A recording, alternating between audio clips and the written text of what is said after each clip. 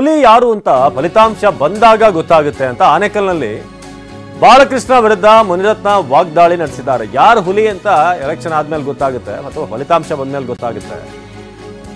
ಜೊತೆಗೆ ಮಂಜುನಾಥ್ ಅವರಿಗೆ white collar ಹಾಕಿರುವಂತವ್ರು ಅಂತ ಹೇಳಿದ್ದಾರೆ. ವೈಟ್ ಕಾಲರ್ ಅಂತ ಹೇಳಿದ್ದಾರೆ ಮಂಜುನಾಥ್ಗೆ. ಆ ವೈಟ್ ಕಾಲರ್ ಹಾಕಿನೇ ಅನೇಕರ ಜೀವ ಉಳಿಸಿದ್ದಾರೆ ಅಂತ ಮುನಿರತ್ನ ಹೇಳಿದ್ದಾರೆ. ರಾಜಕಾರಣ ಮಾಡಕ್ಕೆ ಎಲ್ರಿಗೂ ತೇವಲು, ಎಲ್ರಿಗೂ ಆಸೆ, ನಾನೇನೋ ಆಗ್ಬಿಡ್ಬೇಕು, ನಾನೇನೋ ರಾಜಕಾರಣದಲ್ಲಿ ಆಗ್ಬಿಡ್ಬೇಕು. ರಾಜಕಾರಣ ಅದು ಮುಳ್ಳಿನ ಹಾಸಿಗೆ. White collar peoples can't do politics. Politicians ನಮ್ಮ ಥರ ಕೇಸ್ ಏನೋ ಹಳೆ ಬಟ್ಟೆ ಹಾಕೊಂಡು ಬೀದಿಲಿ ನಿಂತ್ಕೊಂಡು ಜನಗಳ ಜೊತೆ ಸೇರ್ಕೊಂಡಾಗಲೇ ರಾಜಕಾರಣ ಮಾಡ್ಲಿಕ್ಕೆ ಸಾಧ್ಯ. ಗ್ಯಾರಂಟಿ ಪ್ಲಸ್ ಅಭಿವೃದ್ಧಿ. ಈಗ ನಮ್ಮ ಅಭ್ಯರ್ಥಿಗೆ ಇಡೀ ಕ್ಷೇತ್ರದ ಪರಿಚಯ ಐತೆ. ಅವ್ರ ಅಭ್ಯರ್ಥಿ ತಿಳ್ಕೊಳ್ಳೋ ಅಷ್ಟೊತ್ತಿಗೆ ಕ್ಷೇತ್ರನ ಅವ್ರಿಗೆ ಆಯ್ಕೆ ಮುಗಿದೈತದೆ. ಅದು ನಮಗೆ ಚುನಾವಣೆ ಫಲಿತಾಂಶ ಬಂದಾಗ ಗೊತ್ತಾಗುತ್ತೆ.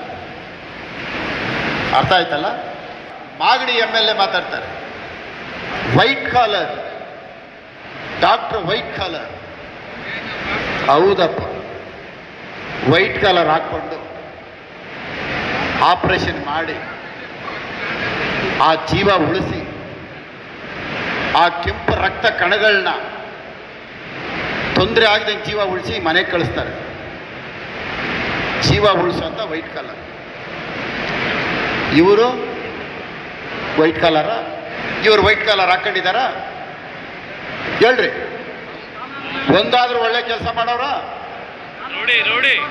ಬೆಳಗ್ಗೆ ಅಂದ್ರೆ ರೆಡ್ ಕಾಲರ್ ತಾನೆ,